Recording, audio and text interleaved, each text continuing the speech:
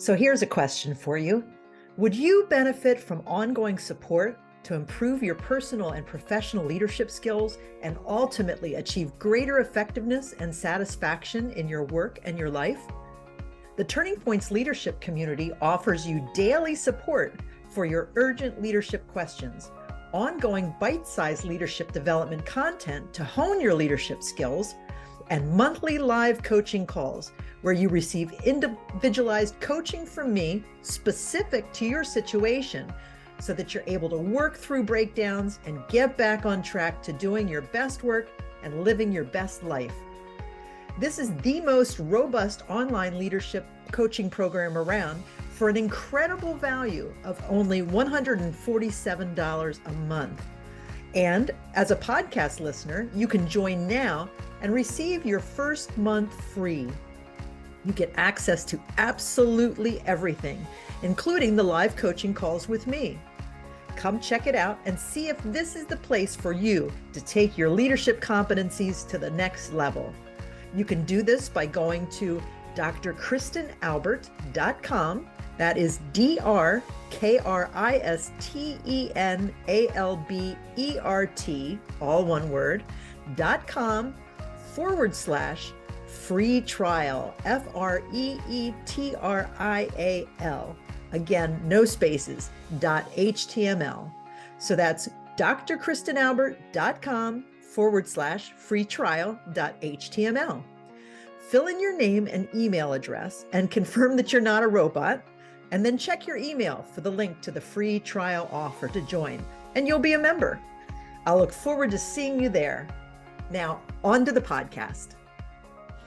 What would it look like to claim your space as a leader and make a positive impact in your organization or community? Get ready to lead courageously and authentically from the core of who you are. Your leadership coach, Dr. Kristen Albert, will help you recognize how you are uniquely gifted to lead in your spheres of influence and help you become equipped and confident to handle the challenges of leadership.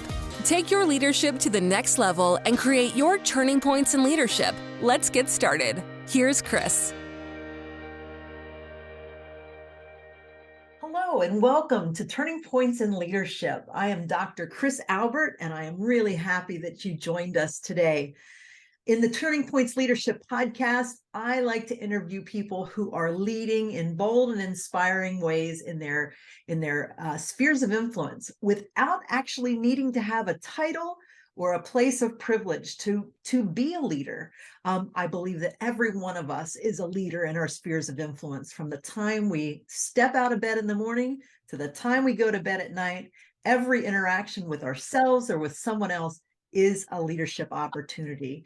And so I am really excited to welcome my guest today, a leader whom I have admired for a number of years, and I'm excited for you to meet her. Jannat, how are you doing? Welcome. Great, Chris. Thank you so much for having me here today. I'm doing great. Thank you so much. How are you doing? I am doing well. I am so inspired by your story of how you have risen to leadership from your roots in the Dominican Republic to coming here to the US in when you were 16. Is that right? It's just you just inspire me so much. So I'm just so happy that you're here. Well, I'm honored to be here. Thank you so much for having me. Absolutely. So let me tell the audience a little bit about you. Jannat is the owner of Jannat Beauty Design. It's a woman-owned business that she has owned and operated for more than 28 years.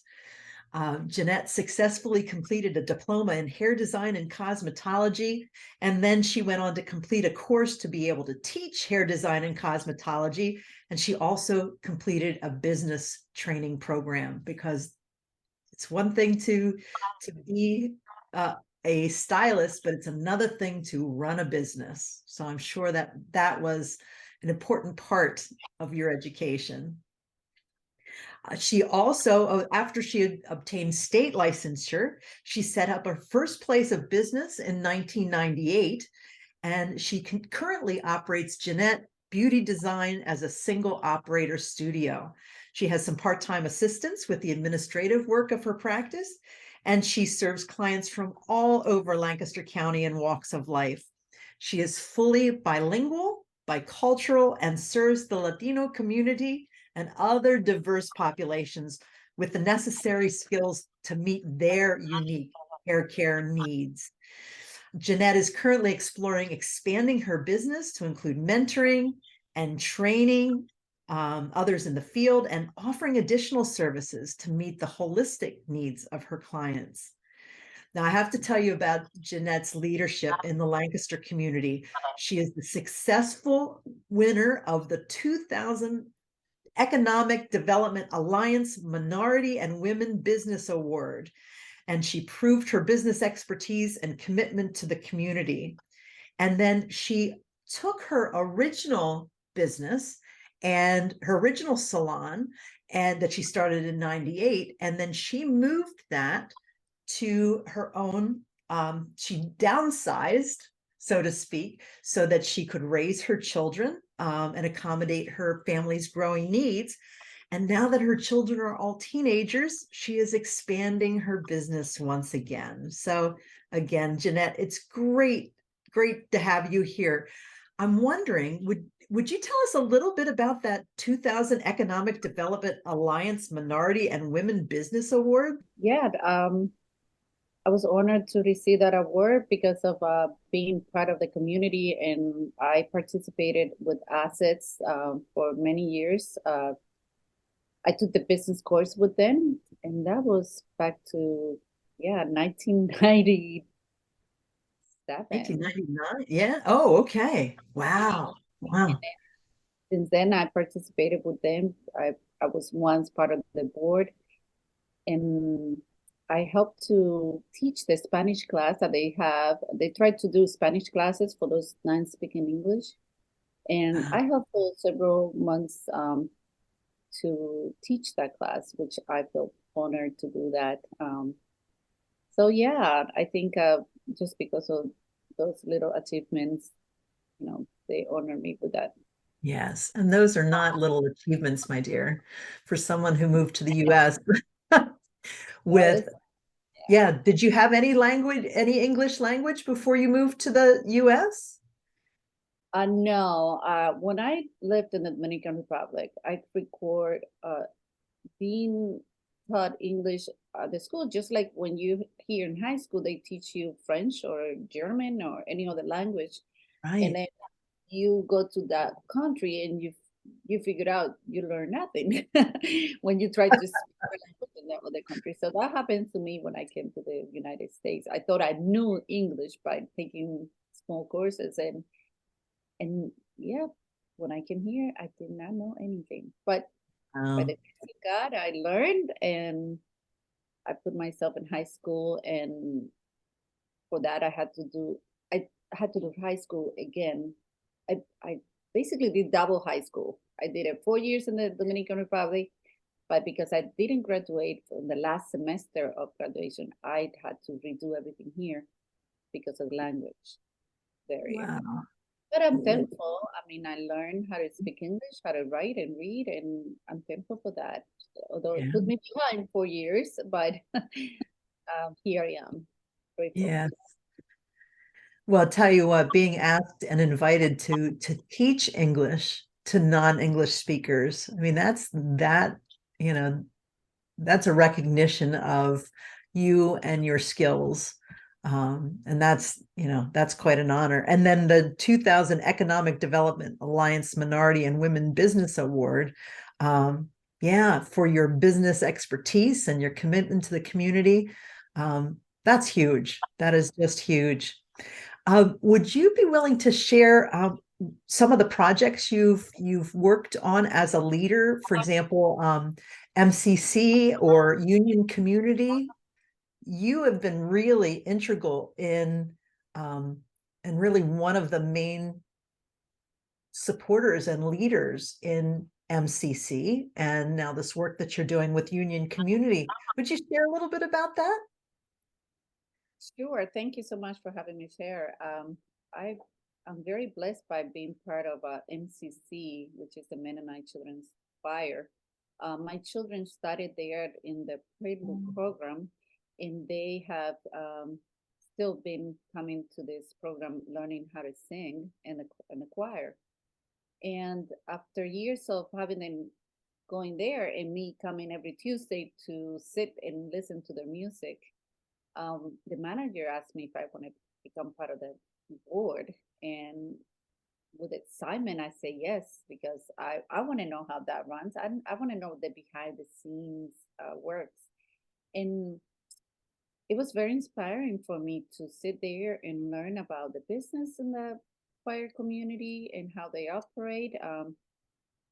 They are a nonprofit and they need all the help they can get. So all the volunteers that work help to develop the choir. It's all volunteer work. So I become part of that, and it was 3 years of learning and giving my best to them. Very exciting work, and seeing those children how they grow year by year, learning how to sing, and those directors how great of a job they do. It's just excellent music. And Mm. music, even though I do not know music, I don't sing, I don't play any instrument, I get inspired by music. I feel like music speaks to my heart. It's a way of me communicating with God.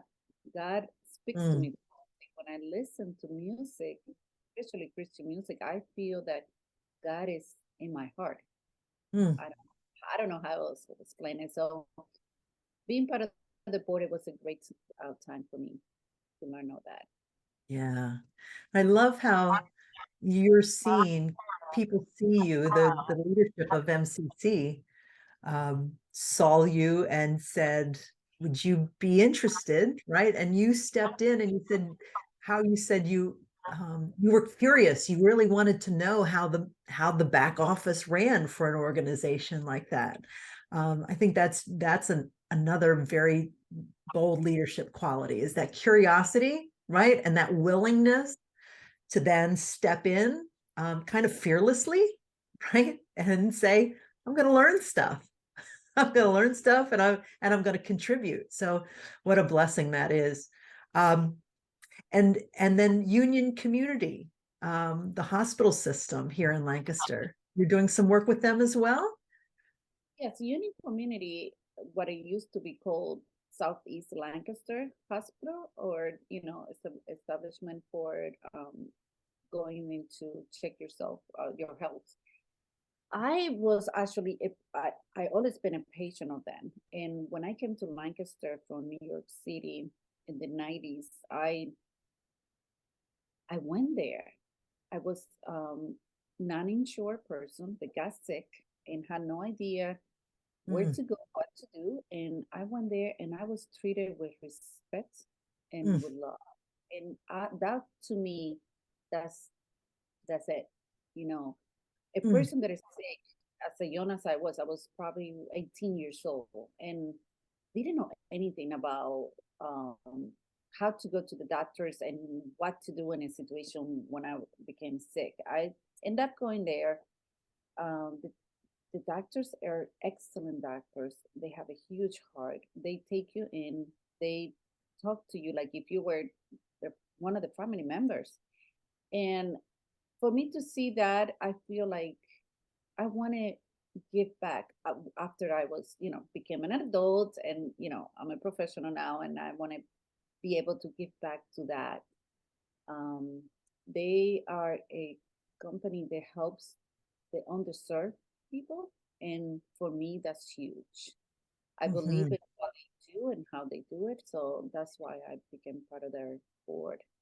It's been now about 5 years that I'm in it. And I continue to help as much as I can. I also learn a lot because being a patient, I give my perspective from this side, but then learning from all the people that are on the board, which are different doctors and leaders in the community. The CEO, Alisa, she's an amazing woman. She's um, changing how that health work, how the health does a job to help those that needs the most. And to me, that's great. Wow. Wow. That's beautiful. Yeah, I just admire I admire your spirit of giving. Yeah, and giving back. It's really beautiful. We can all learn a lot from that. And that's the person I've come to know you to be, which is part of the blessing I feel whenever I'm around you. So very beautiful. Thank you for sharing that. So I'm curious, what is one of your earliest memories around leadership or leading? It could be a memory you've had of yourself as a leader, or some reflection of yourself, or it could be when you watched someone else in leadership. I'm curious, as you think back, what is one of your early memories of leading or leadership? Thank you for asking that question. I actually feel that my earliest moments that I can remember was through my parents. My mom, since I can remember, has been a businesswoman. She started with a very, very small business in a very small town, a very poor town. And she always struggled with learning disability. She has dyslexia, so she never learned how to write or read. But the woman can put numbers together as no one can. So she's great at numbers and you know, making a dollar out of a penny. And she always had businesses for me growing up. So that then she married my stepfather, and he was also in business. So together, they always have businesses. And what they did, they started like a small grocery store, then they grew into a supermarket, then they sold that and bought a clothing store. They become the number one retailing clothing store in that town, San Francisco de Macorís, where I'm from. And from that, they sold that and then opened a furniture store. And now my dad is a real estate person, so it went from different type of businesses, but always being business owner. So I grew up seeing that, and how my mom would wake up at 5 in the morning, leave the house by 6:30 in the morning, don't come back home to 6 p.m.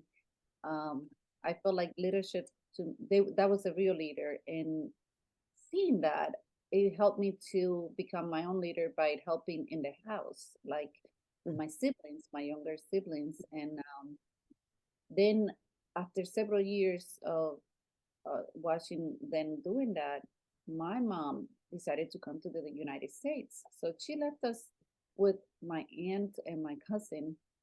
And for that, I felt like I needed to take care of my siblings closer, in a closer way, because having my aunt not knowing how to deal with us at a very young age, I felt that I needed to step in. So so for me, that was my earliest leadership in life, through my parents, my mom especially. Yes. What an interesting opportunity that you had then after your mom left to come to the US, that you saw that opportunity to actually step in and to fill those leadership shoes, so to speak. Yeah. And I love how, what I said in my introduction about how we are leading from the time we get up in the morning to the time we go to bed at night. And I look at your parents' story, your story of how they continued to envision and achieve and set this new goal and continue to raise a family and continue to make business decisions that provided for the family, and then your mom coming to the US. I mean, that's a journey. That's a journey of personal leadership and family leadership and business leadership in all those different layers. It's just a beautiful story. Thanks for sharing that. As you look at so you mentioned your family and your parents. So in what way did your family or your cultural influences or your community shape how you see leadership? You've spoken, about your family or your parents. Are there other other influences from your culture or community? I'm glad you asked. I do feel that I was also shaped by my community a lot. I had always heard about this club that was made for young adults and teenagers. And this club was based on to helping in the community by going to hospitals, jail, and serve food to the people in jail. And also, they concentrate a lot into the schools for children that didn't have much and going to their places of living, which is very rural community. As I was growing up, my cousin was part of that group, and I see when she come home, she share what she experienced, and I was eager to find out more. So by the age of 12, almost 13, I joined that club, and it was a very eye-opening. They have so much to offer to the community, helping, and they also, one of the motto there was to say no to drugs. Hmm. So in every country, drugs is big and kids start early to use. So they were very concentrated and making sure that no young adults will get to that point by promoting no drugs use. And so it really made me want to be part of that. And I became part of that club. And that was what we did. We went out and service as much as like we could. Wow, what an experience. I think here in the I think what really strikes me is how your community was really focusing on helping the community, right? It was about this is our community, and if we want our community to be healthy, and that we bear a responsibility for serving each other and teaching each other and making it possible for kids to make better decisions, right? Am I don't want to put words in your mouth. Am I describing that Yes, yes, definitely. accurately? By going into the schools, kindergarten, first grade, second grade, and told to children about drugs and what dangerous it is into if you get to it, and helping them to decide at an early age, I'm gonna say no when somebody asks me. And for me, that was huge. That was huge. Yeah. And I imagine that message coming from the community is a lot different from maybe the things that we do here in the US with drug education in schools, right? It's coming from the school.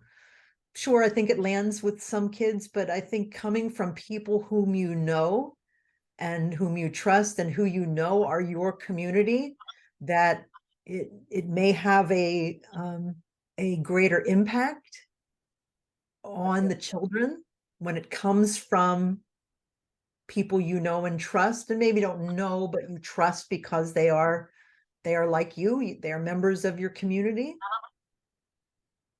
And also that we were also young and they don't see us as grandpa and grandma telling us about don't use drugs. Exactly, yeah. And so this was when you were in high school that you were part of this club. Yes, right before high school. More into high school is when I developed my going once a week, and then weekends we would go and be Hmm. out in the community.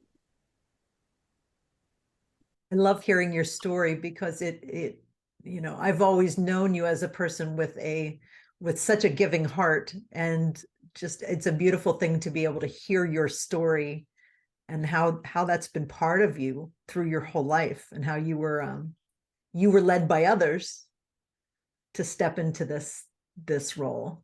Um, and you continue to do that to this day. By having um, community people that guide me through the years. Thank you for sharing that.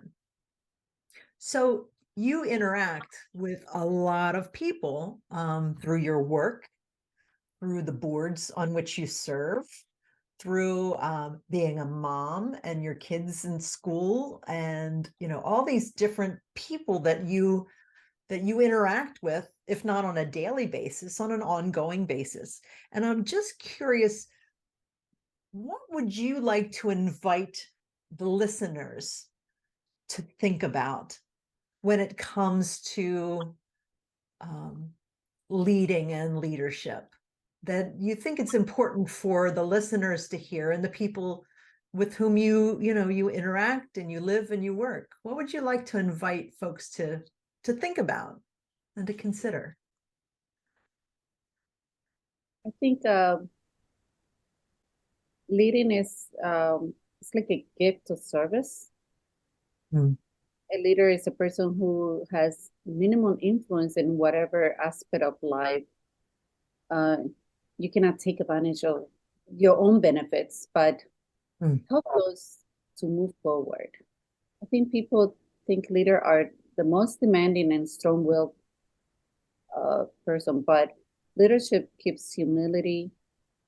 It takes humility, so you can best serve those around you. To me, leadership is servicing others. And servicing others, and with that humility.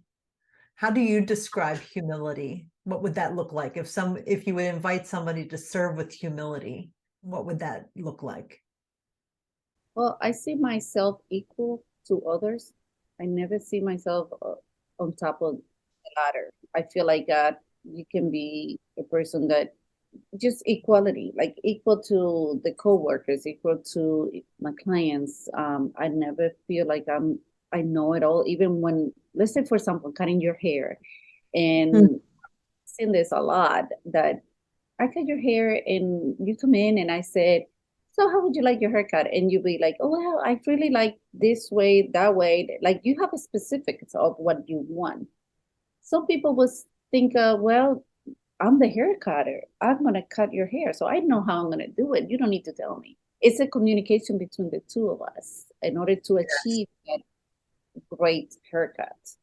So for me, we have to be in the same level in order to do a great job.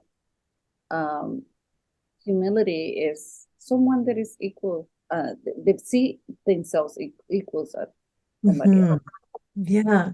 And that willingness to have mutual communication, right? I'm not above you. And so I'm not talking down to you. You're not above me. You're not talking down to me, but we're having a conversation on the same level with the same honor for each person as a human being. And yes, we all have our gifts and we all have our strengths, but to not assume that one person's strengths or gifts are more important than another's. So I love how you talk that mutual communication. But I say, and I want you may comment on my hair today if you'd like, because Jannat is my stylist, and she always asks me what do I want to do with my hair this month, and I always say to her, well, you are the expert. You are the artist. I trust her as the artist. She knows what my hair does. I spent so many years trying to make my hair do things that it just didn't want to do. And I respect you as an artist as well, an artist with hair. So anybody who's looking at my hair on the video, I can give you Jannat's number. Yeah, there's a way to connect Jannat. Thank you, Chris. You're amazing. Oh my gosh. So each month we explore a theme around leadership. And when I say we, I'm the host of the Turning Points Leadership Community online. And for those who are listening, though, at the end of the episode, you'll hear a little bit of information about that. And I'll be putting a link in the show notes as to how you can join the leadership community. But in the community each month, we have a theme. And this month's theme, we've been focusing on achievement because we're here. It's January. It's the beginning of a new year. People are looking ahead to the year and saying, here's what I want to accomplish. And here's what I expect to accomplish this year. And people are making resolutions and, the whole 9 yards. But I'm curious as to how you look at achieving as a mom, as a business owner, as a community member. How do you look at at achieving goal setting and achieving goals?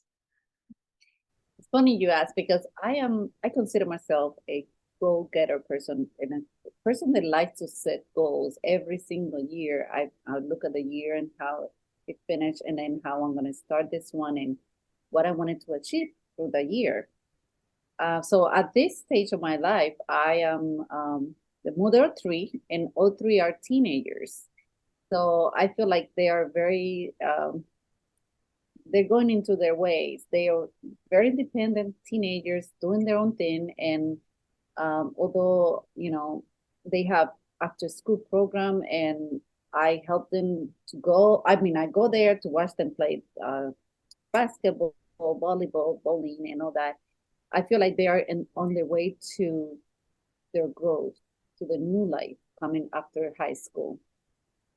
So I'm actually looking forward to those years. And right now, I've been having a vision for the business. And while they grow up, I feel like I can grow also into the business and expand. So for the last few years, I've been thinking about how am I going to expand the business while I'm being a mom.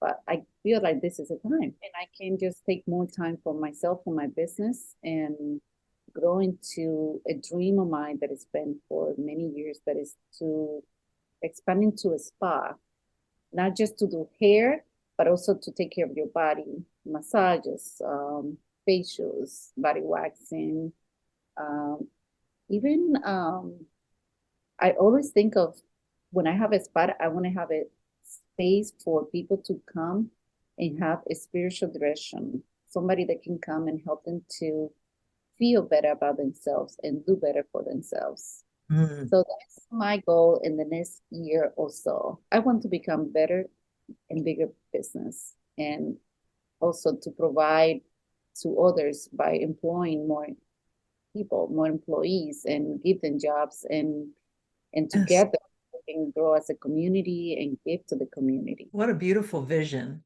And we've been talking about that vision for a few years. And I think at one point, I was saying I'd love to be a life coach in your holistic, in your spa, in this new whatever it is that you create. And because you're looking at serving body, mind, spirit, personal growth. I mean, you're just looking at providing space for people to feel beautiful from the outside and from the inside, and to I'm be glad able you remember.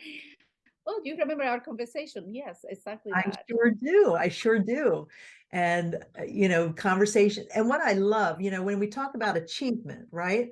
You've been thinking about this for a number of years and you've been weighing options. Like, remember the property that you looked at? You've looked at several properties. And so, as you've not just jumped into things because that you've been waiting for the right time. You're continuing to dream and envision. And there's always been a core of why you're doing this, what's important to you. And yeah, and it's going to happen and you're going to make it happen. But you're waiting for the right time. You're really smart. You're being very strategic and very intentional as you go about it. I think that's a good message for folks who are thinking about achieving. Like, it's not just getting everything done at the end of the day and trying to get more done. And it's about achieving is a journey. And you've been on this journey in your business. Yes, and then I'm in this journey with my clients. I mean, clients are my inspiration. Several clients ask me, I wish I can come here and get this done and that done. And I see the need of clients and people when they come here, how much they also want for later, like happening in their lives. And that inspired me to grow and to provide those services later on, whenever God will bring me that right place at the right time. So I'm curious, when you think about, the core of who you are, and what you believe, what is a value or a guiding principle that is at the core of everything you do as a mom, as a community member, as a leader, as a business owner? What is infused in everything that you do and how you go about living your life? For me, my guiding principle is service. I just had to go back to service because Mm. I feel that by servicing other, you become a better person. You know, this means to me that I'm not thinking just about what I can do, but also I'm thinking about is this what I'm doing helping other people? Yes. Um, how is it going to impact somebody's life? To me, servicing is making a difference in other people's life. So that's my principle. Yeah. And, you know, I can see that thread of service from your time in the Dominican Republic to the time you came here and where you've been, how you've been growing your business and your vision and your family and the community, the way you support the community. Yeah, there is that thread of service through all of it. And you know, when people, you can tell when people are walking the talk. You know, they are doing what they believe, and you are serving others as a leader. That serving and providing service to others is yeah, it's infused in everything that you do. It's very clear. Do you have a favorite leadership quote that you would like to share? Oh yeah, there's so many. When I read books and I see some quotes, I'm like, ooh, I like that. Ooh, I want to make that my own. Oh, and then sometimes I think, how can I make my own quote? But I'm not there yet. So what I like, one that I found that it relates to me is the one by Gandhi. It says, "You must be the change you wish to see in the world." So Yes. I love that saying because it reminds me that there's so much change that needs to be done in this world, so much, and it starts with me, starts with you, starts with this person. If you want to see a change, you got to start making a Mm. change. Yeah. I also believe that one of the need in this world is love, which I Yes. mean that's the word of the year for me. You know how you can have a word for the year to live by that word. Mine is love. This year, I want to love everybody. I want to love each day I wake up. I want to love someone. I want to love my community. I want to love every person I get in touch with and communicate with every day. Yeah. I think that's a powerful word, love. I think we should not be afraid of the word love because love is God. God is love, and He gives the world love, and it's up to us what to do with that. And Hmm. because Yes. that is the greatest gift. Yeah. Imagine if everyone could pay attention to doing all things with great love. And I don't know whose quote that is. Is that Mother Teresa, maybe? I don't know. Um, but paying attention to when seeing a person through the eyes of love and just treating someone with love, right? If we all were intentional about that, even just part of the day, what an impact that would have on the world. And again, that's that piece of leadership. We all have that ability at any moment in any day to lead through love. We're all, that's this belief that I have, that we are all leaders. So I love that. Um, and be the change that you want to see in the world. That Mahatma Gandhi said, be the change that you want to see in the world. And you do that through love. Amen. And, I mean, mm, it's not like it's so easy to love everyone. There's sometimes you just sometimes you feel like you can't. But if you mm, do ask God to give you love for that person, then you'll be able to do that, to love someone. It's hard work. for some, and it's not always easy, like I said, but you can do it. You just have to have love in your heart. The one way I try to do that is when I have a hard time loving somebody, seeing them through the eyes of love, I try to envision them as a child, because when you think about children, how innocent they are and how God created them as these beautiful little human beings. And if I look at someone and imagine them as a child. Yes. Yeah. Thank you for that. Yeah, imagining that's great. As we come to the end of our time together, first of all, thank you for spending this time with me and for sharing your story, for sharing your for being inspiring, to being an inspiration to the listeners. I hope that folks see themselves in you and in your stories, and that they are feeling inspired to lead and to find ways to lead, like you have found ways to lead. What is the best way for people to connect with you? And I will put these in the show notes so that folks can connect with you. But what are the best ways? Yeah, thank you for having me again, and I'm just honored to be part of your program.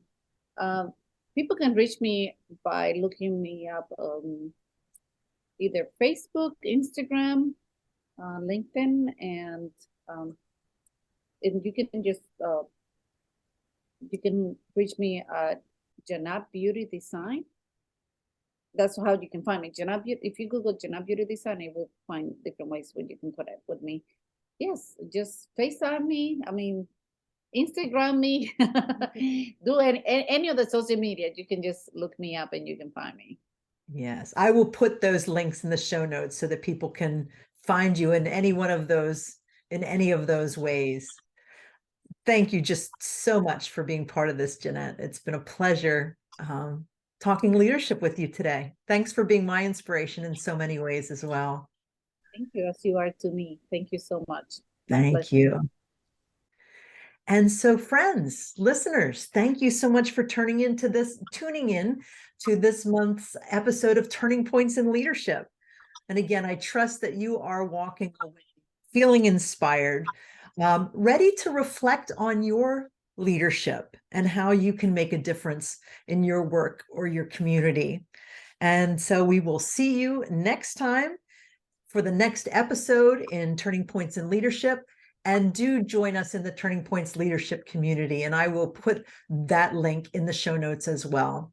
So again, everybody, thanks for tuning in. We'll see you next month for more Turning Points in Leadership. Bye-bye now. Thanks for tuning in today. Be sure to take a moment to like, share, and comment on today's episode. If you're not already a member of the Turning Points Leadership community, you can accelerate your development as a leader by joining today. You'll find the link to the community in the show notes. If you'd like to be a guest on Chris's show, send an email to turningpointsguest@liveworksatisfied.com. See you next time for more Turning Points in Leadership.